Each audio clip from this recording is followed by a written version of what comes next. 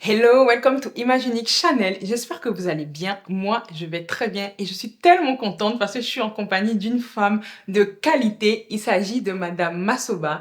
Massoba est la fondatrice de l'École des femmes, une école qui se donne pour mission de révéler le caractère unique de chaque femme. Elle est également présente donc pour nous partager donc son parcours dans le secteur finalement de la beauté, de l'identité et aussi elle nous expliquera la différence entre la confiance en soi, l'estime de soi et l'affirmation de soi, des notions assez controversées dans notre société. Si ça t'intéresse, c'est tout de suite après le générique.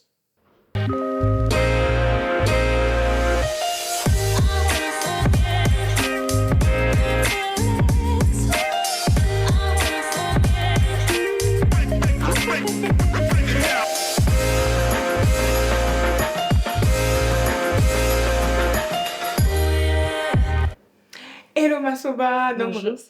vraiment c'est un plaisir pour moi, un honneur. Comme je disais, je t'ai connue via une amie en commun, Abigail Perrault. J'ai Ouais. vu le live que vous avez fait ensemble et j'étais là, enfin quelqu'un qui mettait des mots sur tout ce que je pensais en fait. Ah, Et franchement, je me suis dit non, il faut qu'un jour je l'invite si je fais quelque chose et ce jour est arrivé. je suis honorée. Ouais. Est-ce que tu peux te représenter? Je l'ai déjà fait, mais en quelques mots ou plus en profondeur pour ceux qui ne te connaissent pas, s'il te plaît. Alors, je suis consultante beauté et style de vie.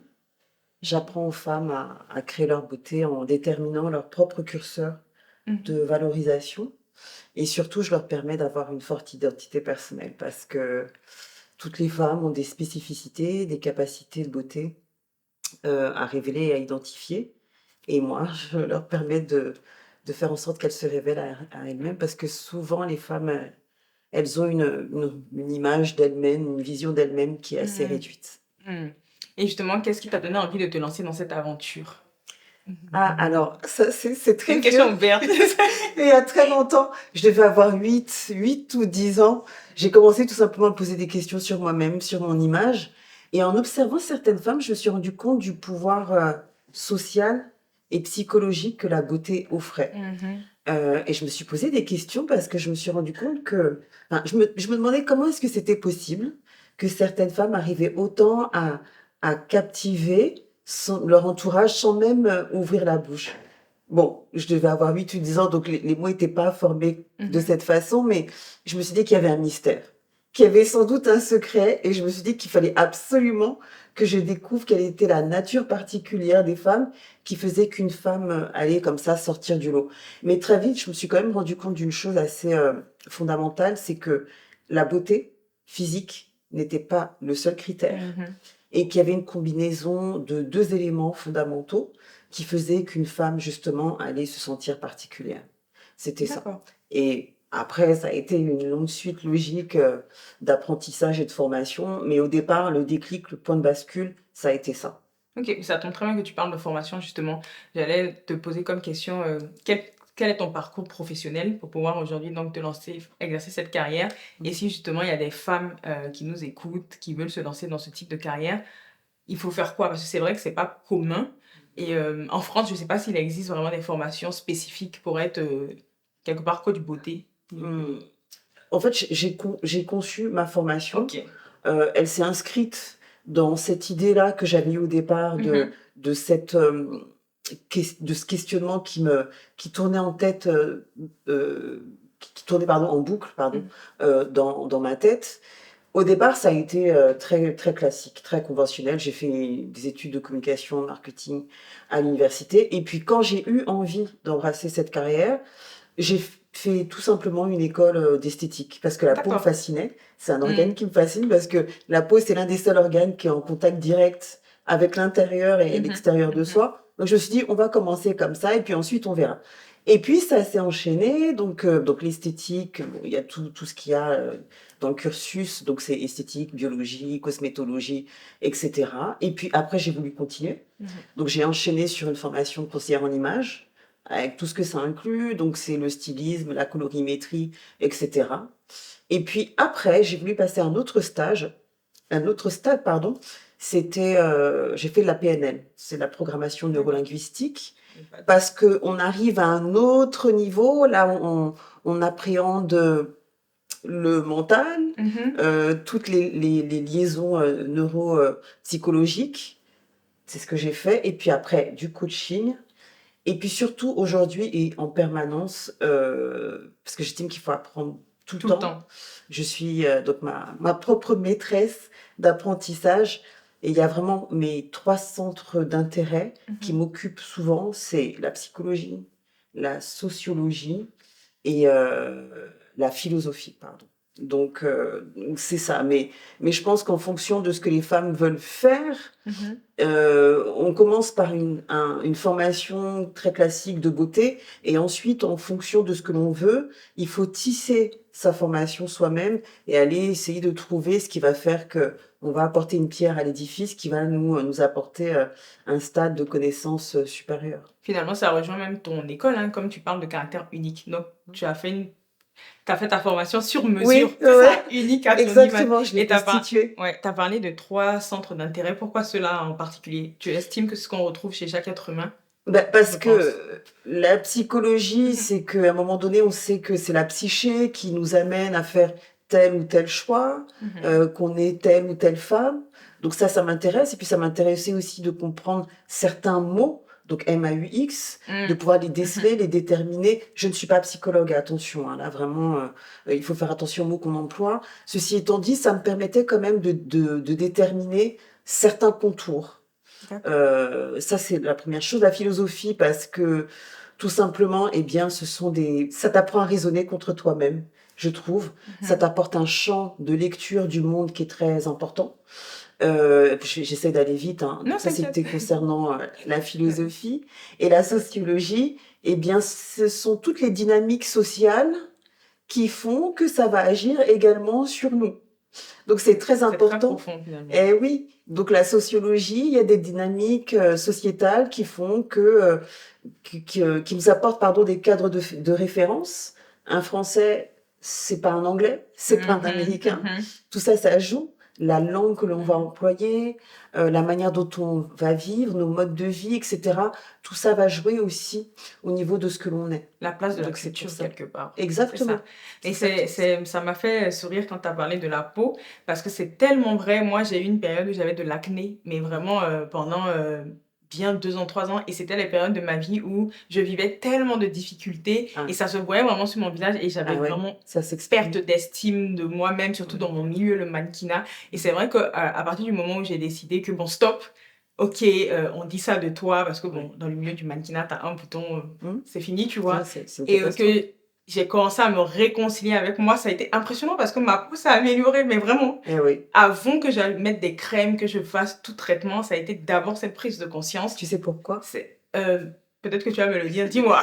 Parce qu'il se trouve que non, mais ça m'intéresse parce que ça correspond totalement avec ce que je fais. Il se trouve que l'épiderme, donc Mhm, a une constitution mhm. particulière avec des cellules, et cetera. Je vais pas endormir les gens, parce que c'est un peu compliqué et technique, mais il se trouve que, au niveau de la constitution, des cellules de notre épiderme, eh ben, on retrouve à peu près le même schéma au niveau des cellules qui constituent notre cerveau. Ah, bah franchement, j'ai Et appris donc il y quelque a un chose. lien il y a un Ok. lien direct entre les 2. Ouais. Ah non, mais ça a été hyper radical. Ouais, Je me j'imagine. cachais à cette période. C'était tellement grave que je pouvais pas descendre acheter ma baguette de pain sans être Ouais. maquillée. Tu vois. Et Ouais. à partir du moment où j'ai affronté le regard de l'autre, mais ça a été radical. Ça a été du jour au lendemain. Eh oui. Et limite, même, j'ai eu un impact en fait quand j'allais sur les shootings. Ouais. On me disait, ah, mais t'as une belle peau. Alors que j'avais des fois des taches et tout, mais c'est juste qu'ils voyaient que Ouais. j'étais plus justement recroquevillée Recroquevillé, et que enfermé je sur bombais toi-même. le torse quelque part. Et Ouais. ça s'est vu naturellement, ma peau s'est améliorée en fait. Mais tu vois, Donc ce ça me que tu parle es en train vraiment, ouais. d'exprimer, Mhm. ça c'est du domaine, pardon, de la psychologie, de ta psyché et Mhm. de la sociologie. Donc c'est pour D'accord, ça ok. que ce sont vraiment des domaines qui m'intéressent. Ok. Bah, ça tombe bien parce que justement, à l'école des femmes, comment ça se passe? Quelles sont les différentes formules que vous proposez? Enfin, je ne sais pas si tu es seule ou s'il y a une équipe. Et Mmh. concrètement, lorsqu'une femme, par exemple, a un coaching avec toi, elle doit s'attendre à quoi? Alors, l'idée principale, le postulat de départ de l'école des femmes, c'est d'apprendre aux femmes à se particulariser, Ok. à se personnaliser.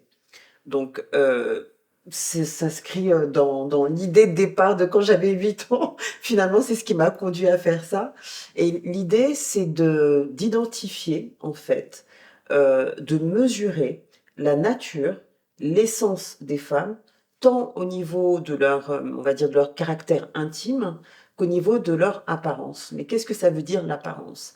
L'apparence, en réalité, c'est l'intégralité de ce qu'une femme dégage. C'est sa composition, sa signature visuelle, c'est également ses orientations, c'est ses choix, la mise en forme de son mode de vie, sa direction, je ne sais pas si je l'ai déjà dit, désolée, mais c'est toute cette intégralité-là qui nous intéresse.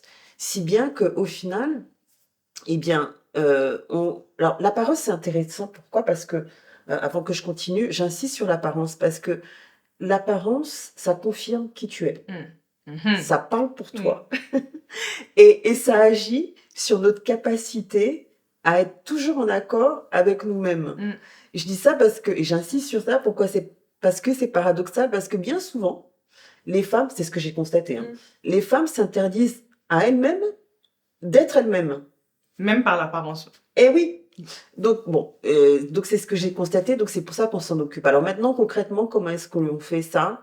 Eh bien, moi, il y a un matériel que je trouve essentiel enfin, en tout cas, c'est ce que j'ai choisi, parce que c'est le matériel qui est extrêmement révélateur et qui va refléter l'intérieur, c'est le langage. Le langage que les femmes emploient pour parler d'elles, pour parler de ce qui les entoure, etc.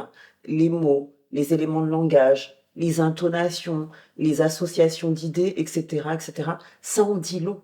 Ça révèle nos pensées. En fait, les pensées sont traduites à travers le langage que l'on va employer. Donc, c'est ce qu'on va examiner, c'est ce que l'on va étudier, et on va pouvoir, comme ça, introduire le schéma narratif des femmes. Le schéma narratif, qu'est-ce que c'est en réalité? C'est ta demeure, c'est ta maison, c'est ton foyer interne. Et donc moi, ça me permet de voir un peu, si je continue sur cette métaphore, ça me permet de constater quelles sont les pièces, si on prend la maison ou la demeure, ça me permet de voir quelles sont les pièces qui ne sont pas exploitées ou sous-développées. Chez toi, ok. Ça me permet de voir la décoration, de voir Très les couleurs, profond, la construction, la composition, etc. Et donc, ça me permet de pouvoir découvrir, en fait, la spécificité des femmes. Et c'est là où c'est intéressant. Donc, on fait des bilans. Ça s'appelle un bilan de soi, tout simplement. Donc, c'est 3 heures de séance. Au préalable, il y a un entretien. Et il y a surtout un questionnaire avec 5 questions. 5 questions, oui, mais essentielles. Et ça nous permet d'extraire ce que la femme est. Et le bilan de soi, ça permet de se rendre, déjà d'avoir un cadre clair de soi pour la femme, d'avoir une perception élargie de ce qu'est une femme. Donc là, une perception claire, c'est le capital, les ressources, les dispositions, quelles sont les orientations à préférer et autres, et surtout de connaître quels sont les besoins prioritaires. Ça, c'est très important de pouvoir connaître ses besoins prioritaires. Pourquoi? Parce que ça permet d'y répondre. Et donc, ça permet de vivre selon sa propre évidence et sa propre nécessité, si tu veux. Et à partir de là, tu déroules l'ensemble, c'est-à-dire l'apparence, la manière dont elle doit s'habiller, etc., etc. De l'intérieur vers l'extérieur. Exactement, ça, c'est un de mes slogans. Je Imagine. le dis. Mais c'est très profond, l'apparence, parce que forcément, ça me parle, hein, étant dans un métier d'image. Et c'est vrai qu'il y a beaucoup de gens qui se disent, oui, mais ça sert à rien. Et j'ai une amie qui est conseillère en image qui dit, mais est-ce que vous savez que même les gens qui vous disent que ça ne sert à rien, je prête pas attention à mon image, en vrai, ils s'en rendent même pas compte qu'ils sont en train d'envoyer un message comme ça, en fait. Parce qu'ils font comprendre que ça les intéresse pas. Et c'est un message d'eux-mêmes où elle me dit souvent, tu as des femmes qui s'habillent en noir, mais pas, il y a des gens qui aiment réellement du noir. Mais elle me dit, il y en a, c'est pour se tu sens que c'est pour se cacher. Absolument. Et tu arrives, la même chose que toi, elle me dit en coaching, quand tu parles, elle touche à des sources plus profondes de blessures, quoi. Je traite, je suis comme si parce que tant. J'ai déjà entendu ça plusieurs fois. Beaucoup de personnes te disent que c'est futile. Moi, je dis que c'est très utile, dans la mesure où une apparence est ta carte de visite. L'apparence parle pour toi. Il y a une auteure qui disait, je ne sais plus comment elle s'appelle, c'est pas si grave, mais qui disait que vous n'avez que quelques secondes pour montrer que vous êtes quelqu'un. Et effectivement, on peut complètement te disqualifier en quelques secondes alors que tu n'as même pas émis la moindre parole. Je le vois en casting, c'est le concept des castings. Je sais que quand j'ai commencé, bon, Après, tu apprends, mais j'avais remarqué que tu te vends les premières secondes. Oui. Quand tu rentres dans la salle, Mmh. ils savent déjà s'ils te prennent ou pas et des fois même tu arrives à le percevoir. Exactement. Et Mmh. c'est important aussi parce que, Mmh. comme tu le disais, si toi, tu ne fais pas l'effort de diriger le regard de l'autre à travers le message que tu envoies, par rapport à Vestimentairement. voilà, à ton identité vestimentaire, ce sera l'autre qui va décider pour toi ce que toi tu es. Exactement. Donc, il faut faire attention. Ah, mais ça, c'est un vrai problème, tu sais, qu'on a dans le milieu du mannequinat. Ah ouais? Parce que, tu sais, il y a des castings et encore là, maintenant, ça commence à s'ouvrir où tu peux mettre un peu plus de personnalité. Mais quand j'ai commencé, c'était très cadré. Il faut que tu sois comme Ouais. ci, il faut que tu sois comme ça, pantalon slim. Et c'est vrai que Ah moi, ça ouais. me dérangeait énormément parce que non seulement tu as les dictates de beauté. Donc, Ouais. moi, quand j'ai commencé, là, ça s'ouvre. Il fallait être filiforme. Comme je t'ai dit, on m'a Ouais. reproché d'avoir trop de forme. Je trouve ça drôle, mais bon. En plus, en tant qu'Africaine, ça me perturbe, mais bon, Là-bas, je parce suis que les trop fine, tu critères, vois. Ça, sont c'est un pas les truc mêmes. OK. exactement. Ouais. Et du coup, moi, ça me dérangeait parce que ça m'avait créé des complexes parce que tu finis par croire ce qu'ils disent. Et en slim, moi, ça rendait pas. Tu sais, le slim, chez moi, j'ai quand même des formes. Je Ouais. suis mince, mais on voit quand même que j'ai des formes et je me comparais aux autres et j'arrivais pas à être moi. Et à un moment, après, plus j'ai commencé à m'affirmer et puis le milieu, j'ai voyagé un peu à l'étranger, j'ai vu que les codes étaient différents. Mmh. Je suis revenue en France et j'ai fait tant pis. En fait, j'y vais avec ma personnalité et Mmh. mon style. Et c'est là où j'ai commencé à avoir des jobs, tu vois. Eh oui. Tu vois, donc même quand on essaie de nous Quand tu cadrer, quand tu commences à t'ouvrir, quand tu commences à t'affirmer, bah, tu vas quand même plaire à certains clients qui vont se Exactement. dire, ah, mais quand même, il y a quelque chose de différent chez elle. Et moi, c'est ce que j'essaie d'enseigner aux filles qui me contactent. Je dis, bon, ok, il y a les règles, on va essayer de respecter les règles. Mais si on te dit d'être en jean, essaie de trouver un jean, c'est toi, tu Eh vois. oui. C'est ça. Mais Donc, c'est ouais. intéressant parce que Ouais. moi, c'est ce que je dis à certaines de mes clientes, ce que tu aimes avec force, les autres vont l'aimer avec Exact. puissance. Donc, bon, tu as bien Donc fait. voilà, après Et maintenant, s'ils puis te prennent pas, je leur dis, ils ont leur code, ils ont leur raison, c'est pas forcément tout le temps toi le problème, mais c'est juste que tu corresponds pas à ce qu'ils veulent et basta. ouais. Et ouais. Et quand on a parlé, tu m'as dit quelque chose qui m'a marqué. Tu as dit qu'aujourd'hui, tu n'emploies plus le mot identité. Ouais. Est-ce que tu peux nous dire pourquoi? Alors, En quelques mots, j'imagine que c'est c'est vrai très que long. c'était au téléphone et que je t'avais dit Ouais. ça. Bon, à un moment, il faut utiliser les mots qui conviennent, hein, sinon les gens ne te comprennent pas et puis ça t'oblige Mhm. à faire de longues phrases. Ou, bon, il faut appeler un chat un chat. Ceci dit, je l'utilise avec parcimonie parce que quand on utilise des mots trop souvent, on les use et ils en deviennent galvaudés et ils perdent de leur substance. Je trouve que le mot identité est utilisé à tort et à tort ou à raison, et je trouve que l'emploi qu'on en fait ne permet pas véritablement de conserver la valeur du mot.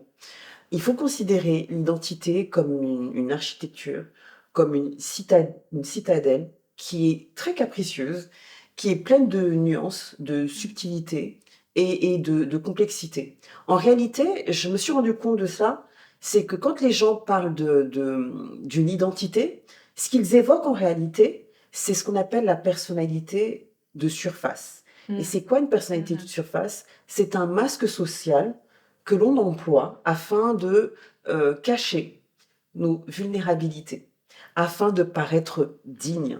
Et donc, je peux te donner quelques exemples. On émet comme ça des jugements à l'emporte-pièce et on va déterminer que cette femme-là, elle est timide parce que c'est une femme qui se met en retrait, qui parle peu, etc., etc. En fait, ça peut tout simplement être une femme qui n'ose pas être elle-même parce qu'elle aura peur d'être jugée si jamais elle se montrait telle qu'elle est. On va dire que quelqu'un est perfectionniste parce que c'est quelqu'un qui sera rigoureux, qui est discipliné dans son travail et qui est méticuleux. On va dire donc qu'elle est perfectionniste, alors que c'est peut-être quelqu'un justement qui n'a pas confiance en son travail et qui se met à travailler de façon acharnée pour arriver à un stade qu'elle n'atteindra même jamais. Donc tu vois, il y a des petites choses comme ça. Ou alors quelqu'un qui est solaire parce que c'est quelqu'un qui sourit, Alors, parce que c'est quelqu'un qui aime être entouré. C'est peut-être quelqu'un qui a besoin d'être entouré, pardon, parce qu'elle a peur d'être seule. Et son sourire, ça lui permet de cacher ses blessures.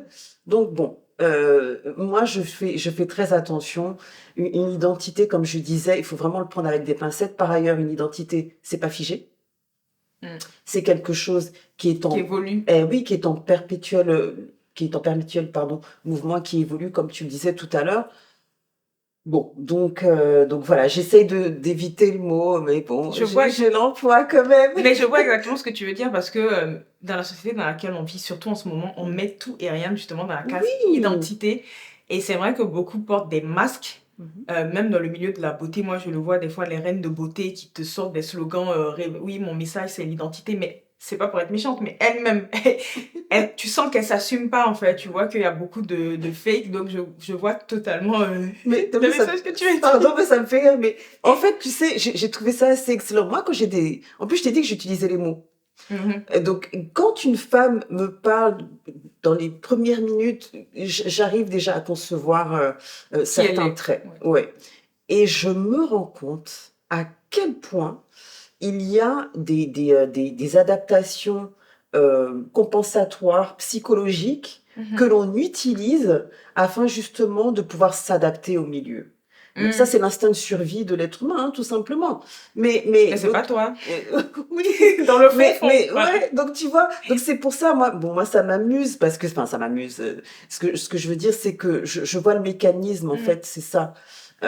Et bon, c'est vrai et c'est pour ça que ça m'embête, moi, qu'on l'utilise comme ça aussi facilement. Hors contexte, on va dire. Oui, C'est ça, si je vois. facilement et puis après ça dévalue le mot, je trouve. Ah, mais je suis totalement là maintenant, je comprends mieux. Parce que c'est vrai que l'année dernière, il y avait une Miss, bon, je vais pas citer son nom, qui avait justement pris ce slogan-là, Ah révéler son oui? identité. Et moi, justement, je fais très attention à ce mot, vu que c'est quand même un mot central dans ma mission. Mmh. Ça m'avait tellement dérangée. Et je sais que j'avais rebondi. Et c'est là que les gens ont compris. J'ai dit, mais en fait, l'identité, les gars, c'est profond. C'est pas juste superficiel. Quand tu dis que c'est ton message, tu dois vraiment le refléter Oui, à tous les niveaux. oui. Et c'est vrai que c'était bien passé, mais tu sens quand même qu'il y a des gens qui restent vraiment en surface et qui vont pas en profondeur. Oui, puis tu as des femmes qui te disent: «Oui, je suis un tel». Alors elles-mêmes, elles se mettent dans un tableau, elles s'enferment là-dedans. En réalité, c'est le résultat de ce qu'elles sont devenues à un moment donné. Oui. Alors parce qu'elles ont souffert à un moment Mmh. donné, donc elles vont s'identifier à ça et elles vont parler d'elles en ces termes-là.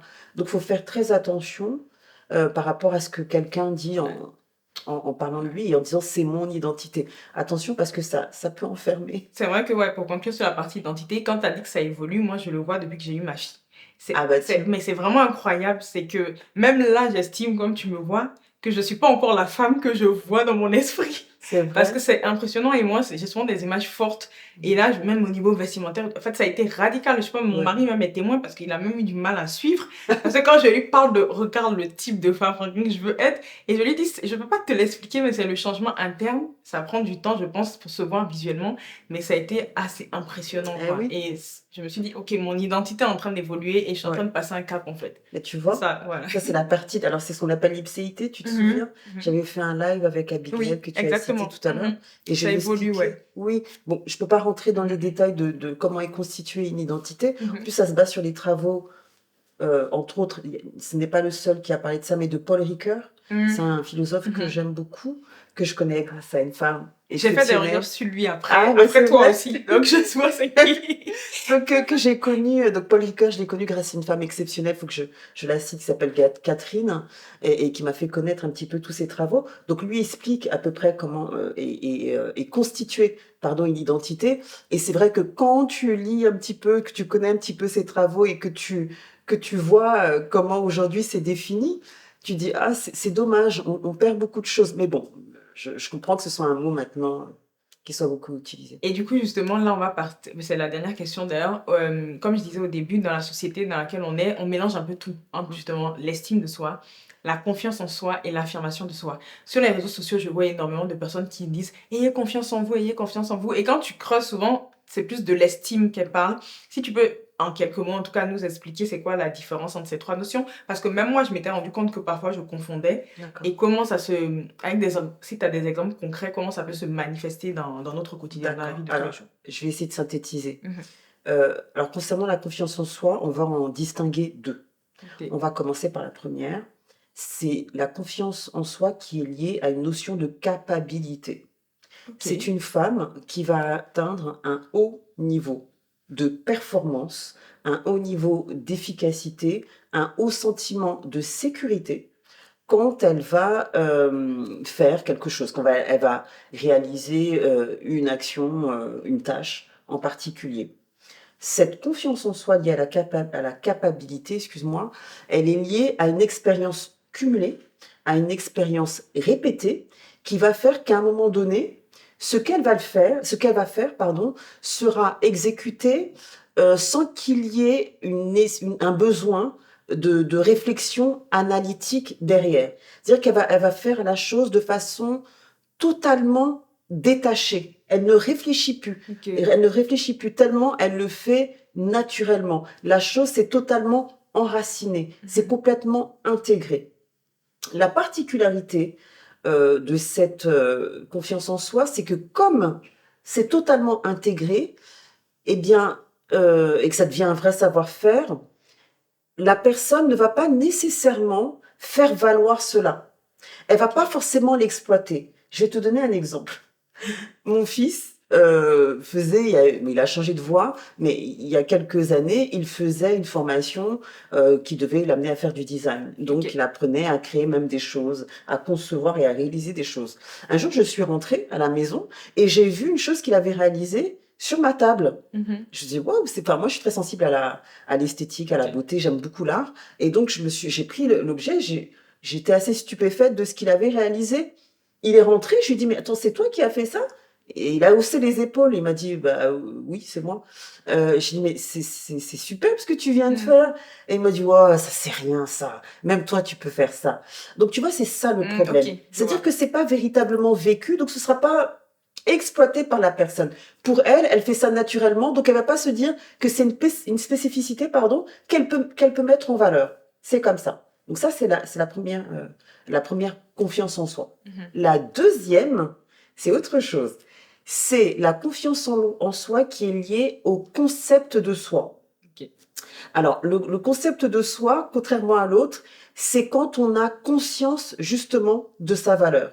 Ok. Donc, c'est une femme qui, à travers son expérience, en fait, c'est un résultat. C'est une D'accord. somme de choses, son expérience, les émotions qui sont liées, qui seront liées à ces expériences, l'éducation va entraîner tout un fonctionnement interne avec un certain équilibre émotionnel qui peut être considéré comme solide. C'est un peu comme toi. Tu sais, quand tu disais tout à l'heure par rapport à ton expérience et que tu me disais, oui, que ça te déstabilisait le fait que les gens te disent, oui, t'es trop forte, Mm. etc. Eh ben, on sent que ta structure interne, elle commence un petit peu à bouger et tu peux te sentir comme ça disqualifié.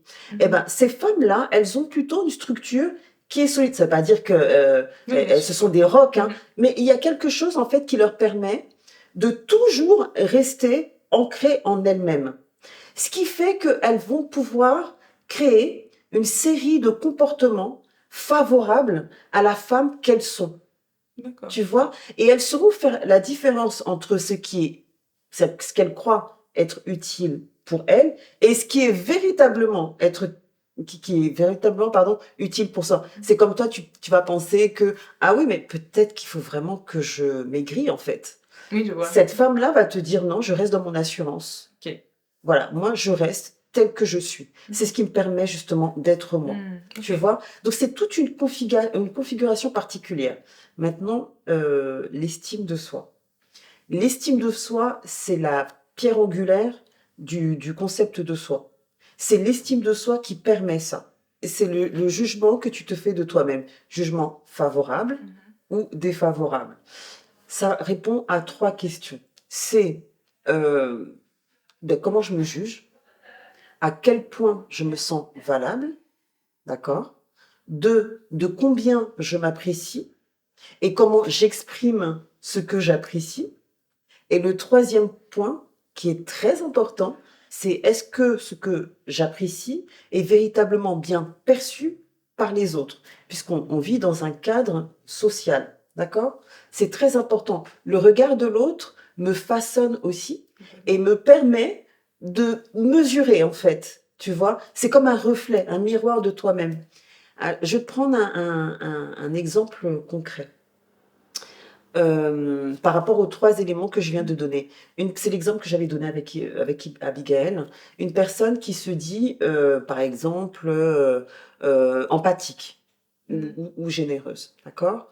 Donc elle va l'exprimer, d'accord? Donc ça, c'est le point 2. Elle va l'exprimer en étant effectivement très généreuse. Elle sera très prévenante, c'est-à-dire Mhm. qu'elle va prévenir les besoins des autres, elle va apporter des Mm. gâteaux, elle va téléphoner, quand quelqu'un sera à l'hôpital, elle va aller, voir la personne et cetera et cetera. D'accord. Donc c'est comme ça qu'elle exprime et troisièmement, les gens vont dire: «Mais qu'est-ce qu'elle est envahissante?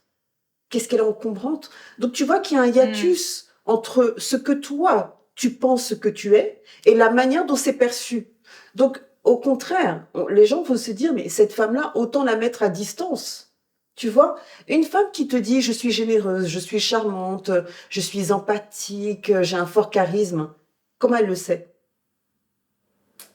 À travers le regard des C'est ce autres. que j'allais dire. Soit elle se connaît bien, soit c'est Eh normal. oui, Voilà. une petite fille qui te dira je suis jolie, elle le Mm. saura parce qu'on le lui aura dit. Parce que à travers le comportement des gens, soit ces personnes vont réinjecter ce que tu penses de toi, ce qui est favorable, et donc ça va t'amplifier, ça va te renforcer dans ton estime de toi-même, soit elles ne comprendront pas ce que tu fais ou ce que tu es. Et à ce moment-là, c'est une remise en question de toi-même, et à partir de là, ton image se dégrade. Il faut faire attention par rapport à l'image de soi et l'estime de soi, parce que quand il est en déficit, eh bien, c'est un amoindrissement de toi-même.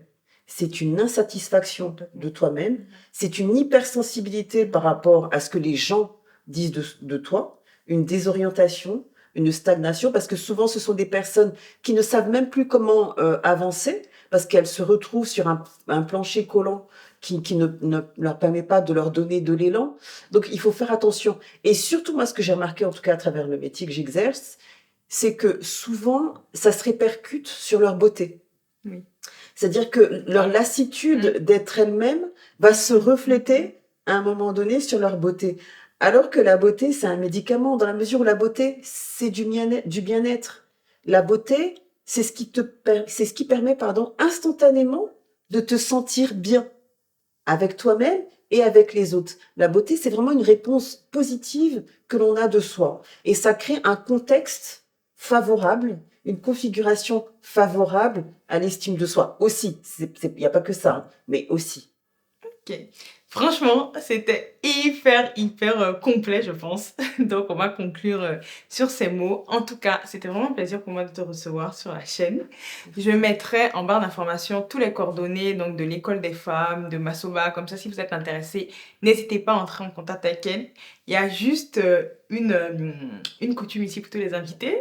Si tu peux regarder la caméra là et juste leur dire qu'ils sont précieux et uniques. C'est un peu mon slogan. Avec tes mots, bien sûr. Alors, vous êtes précieuse, vous êtes unique, relaxez-vous. La confiance en soi, c'est pas une potion magique que certaines détiennent et d'autres pas.